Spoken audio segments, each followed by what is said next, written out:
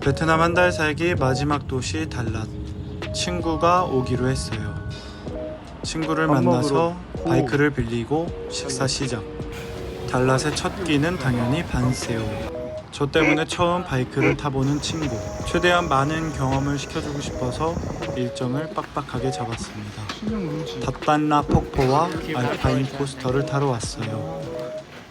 1차로 코스터를 타고 폭포를 구경한 뒤 2차로 출발점으로 돌아가는 코스. 그래도 한번 타봤다고 익숙하네요. 꼭 잡아야 돼, 핸드폰으로. 아닌가? 친구도 저만큼 재밌었으면 좋겠네요. 운이 나쁘게도 제 앞에는 커플이 있어서 빨리 달리질 못했어요. 닷단나 폭포 도착. 그리고 2차 코스터를 타고 다시 10분간 달려 출발점에 도착합니다. 시내에 가는 길에 예뻐 보이는 카페가 있어서 왔는데 카페 이름이 물음표였어요. 시골 동네 산속에 있는 카페에 온 느낌. 달랏은 날씨가 워낙 좋고 구름이 예쁘기 때문에 이런 산속에 있는 카페에 오면 참 풍경이 예쁜 것 같습니다. 로컬 식당에 왔습니다. 상상이 안 돼. 쫀득한 찹쌀떡을 새우기름에 찍어 먹는 느낌. 좀 쫀득한 찹쌀떡 느낌인데? 청면 생각나? 그 외에도 로컬 빵집도 맛있고 로컬 식당도 맛있게 먹었습니다. 그리고 후기가 좋은 카페에 왔는데 창고형 카페로 유명한 더티 트렁크가 생각났어요. 그리고 바로 카페 2차. 음식점이 오픈하길 기다렸다가 달랏에서 가장 맛있게 먹었던 베트남 가정식 집에 왔습니다. 2,700원에 진짜 너무 행복했어요 이때. 그리고 후식으로는 달랏의 유명 디저트인 껌보. 껌보는 아보카도 아이스크림이라는 뜻인데 여러가지 토핑을 올릴 수 있고 특히 바삭한 코코넛 칩은 꼭 추천합니다. 너도 먹고 싶지? 그리고 내일 투어하기로 한 분과 식사를 했어요. 새벽 4시에 출발하는 달랏의 유일한 투어 구름사냥입니다.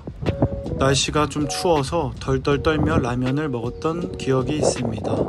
말 그대로 구름 위로 올라가서 예쁜 사진을 찍는 구름을 사냥한다 이런 컨셉이었던 것 같아요. 깨끗해. 카페를 고르기가 힘들어 강아지가 있는 곳으로 왔습니다. 구름 사냥을 끝내고 시간이 남아 링선사라는 곳에 왔어요. 꽃으로 만든 불상이 여러 개 있고 신기한 것들로 만들었어요. 그리고 귀신의 집 같은 곳도 구경하고 동행분들과 헤어졌습니다. 어제 너무 맛있게 먹은 가정식을 다시 도전하러 왔습니다.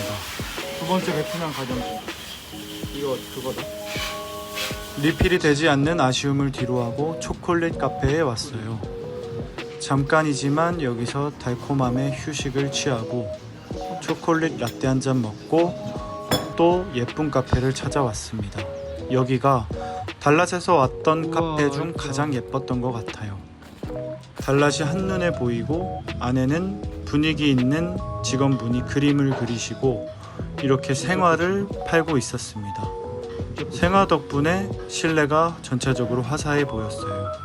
뭔가 플라워 카페 하는 친구 집에 놀러온 느낌이었어요. 예쁜 꽃들 사이에 펼쳐진 테라스석은 너무 좋았지만 벌이 진짜 많았습니다.